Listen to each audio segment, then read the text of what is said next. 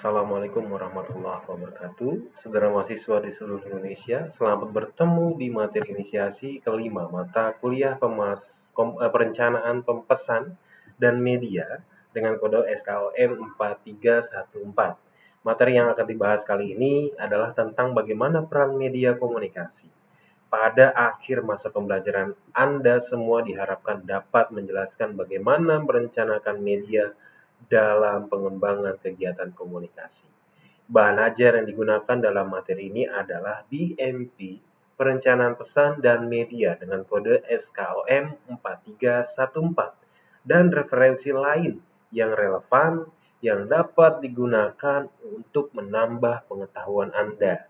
Oke, saya akan coba menjelaskan sedikit ringkasan materi setelah kita lalui bersama bahasan tentang perencanaan dan perencanaan komunikasi, serta pesan dan perencanaan pesan, maka kini kita mulai memasuki babak baru, berupa pembahasan media dan perencanaan media, yang akan berujung nantinya pada topik seputar perencanaan pesan dan media. Namun, pada materi kali ini lebih dikhususkan pada upaya mengajak mahasiswa untuk mengenali dan memahami media komunikasi saja, ya. Pada pembahasan terdahulu cukup banyak disinggung bahwa saluran atau media merupakan bagian penting dalam proses komunikasi. Memang tidak semua bentuk komunikasi itu menggunakan alat ya bantu berupa media. Misalnya saja pada komunikasi intrapersonal atau komunikasi langsung antar persona dan kelompok yang melibatkan pelaku dalam jumlah kecil, terbatas atau terkontrol ya. Namun demikian, kehadiran media pada dasarnya bersifat mutlak tatkala diperlukan adanya penguatan agar pesan yang disampaikan dapat diterima dengan baik dan utuh. Apalagi kita melibatkan jumlah penerima yang banyak dan berjangkauan luas dengan tuntutan adanya keserempakan. Ya. Oleh karena itu, pada sebagian model mengenai tahapan penyusunan pesan, kita ditemukan bahwa memilih dan menentukan saluran atau media ini dilakukan bersamaan dengan penentuan tujuan pesan dan dilakukan sejak awal. Lalu apa itu media? Di sini AECT ya mendefinisikan media sebagai alat bantu dalam berbagai bentuk yang digunakan untuk suatu proses penyaluran informasi. Pengertian dan definisi lain menyebutkan media sebagai benda yang dapat dimanipulasikan, dilihat, didengar, dibaca, atau dibicarakan beserta instrumen yang digunakan dengan baik. Ya, ini menurut Tamburaka tahun 2013 halaman 39. Media dapat dimaknai sebagai saluran atau perantara suatu proses komunikasi yang sebutan untuk jenis dan bentuknya dibedakan berdasarkan jenis pesan yang dimuat untuk disiarkannya.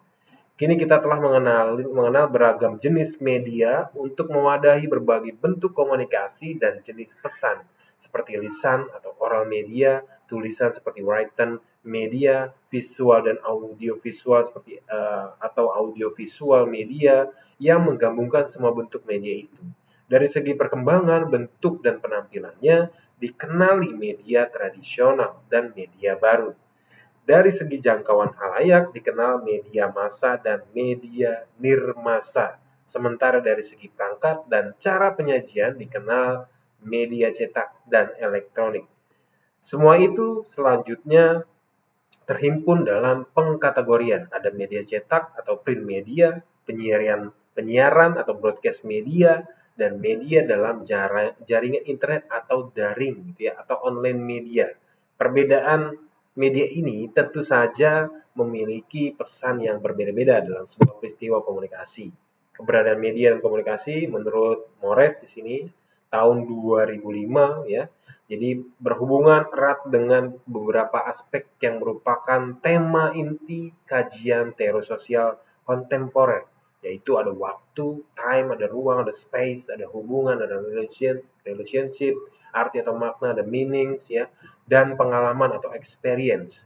Penjelasan untuk ini saya dapat bacakan sebagai berikut. Yang pertama adalah Media dan komunikasi terkait waktu, kapan penyampaian pesan dilakukan dan kapan komunikasi itu berlangsung, termasuk di dalamnya periode atau lamanya pesan yang berlaku dan rentan waktu aktualitasnya. Maksudnya di sini adalah ada pesan yang berlaku hanya sesaat, sehari, seminggu, sebulan, dan sebagainya, atau mungkin berlaku dalam sifat aktual sepanjang belum ada pesan atau informasi baru dan diperbaharui. Selain itu, juga menyangkut frekuensi penayangan atau penyiarannya di media, rendah atau jarang dan tinggi atau sering gitu ya dalam periode waktu tertentu tersebut. Yang kedua, media dan komunikasi pun terikat ruang ya. Hal ini menyangkut di mana ia dilakukan dan seluas apa jangkauan areanya. Bisa berlangsung dalam area dan jangkauan terbatas atau sebaliknya untuk wilayah luas dan jangkauan masyarakat umum. Nah, kehadiran media pada dasarnya untuk menjangkau area dan besaran halayak penerima yang luas. Karenanya, kemudian kita mengenal media massa, ya. Selanjutnya yang ketiga, media dan komunikasi menciptakan hubungan sosial atau relationship, ya. Esensi kehadiran media dalam komunikasi adalah menciptakan relasi sosial yang terhubung atau satu sama lain dalam masyarakat untuk sebuah topik yang dikemas dalam bentuk pesan, ya. Hubungan atau relasi terjadi antara penyampai dengan penerima maupun antara penerima satu dengan penerima lainnya dalam kelompok halayak yang tersambung karena minat dan kepentingan yang sama atas pesan yang disampaikan melalui media. Selanjutnya yang keempat yaitu mengantarkan suatu pesan menjadi berarti atau memiliki makna. Media tidak hanya sekedar menyampaikan informasi, edukasi, dan hiburan semata, namun mengajak khalayak penerimanya melakukan dan mengembangkan perubahan sikap dan perilaku, bahkan hingga suatu tindakan nyata. Hal ini hanya bisa terjadi apabila dicapai pemahaman dan pemaknaan yang benar atas pesan yang dibawakannya. Media memiliki kemampuan membentuk makna sebuah pesan dikarenakan adanya ruang, kesempatan, dan kebebasan berinteraksi dalam menampilkan atau menyajikan pesan dalam media. Pesan yang memadukan unsur kata, tulisan, suara, gambar, serta berbagai efek dan ilustrasi yang diolah atau dikomposisikan secara tepat. Serta tentu saja disesuaikan dengan media yang digunakan. Akan membentuk makna yang benar, ya, tepat gitu ya. Artinya bahwa melalui media dengan menyajikan yang baik dan menarik sebuah pesan akan mudah ditangkap maknanya sehingga sangat memungkinkan bagi khalayak penerima memberikan respon, baik dalam sikap maupun perilaku dan tindakan. Selanjutnya, media memberikan atau memberikan pengalaman atau experience ya. Khalayak akan merasakan suatu pengalaman baru mengenai banyak hal yang diekspos sebuah media. Ya. Pertemuan seseorang atau khalayak ramai dengan media pasti memberikan sensasi pengalaman yang unik dan berbeda. Ya, artinya bahwa pengalaman itu bisa positif, baik yang menyenangkan atau sebaliknya berkesan negatif, buruk dan cenderung tidak menyenangkan. Namun satu hal yang pasti, kebanyakan dari pengalaman itu pada umumnya membekas di benak seseorang atau khalayak yang dan dijadikan referensi ya.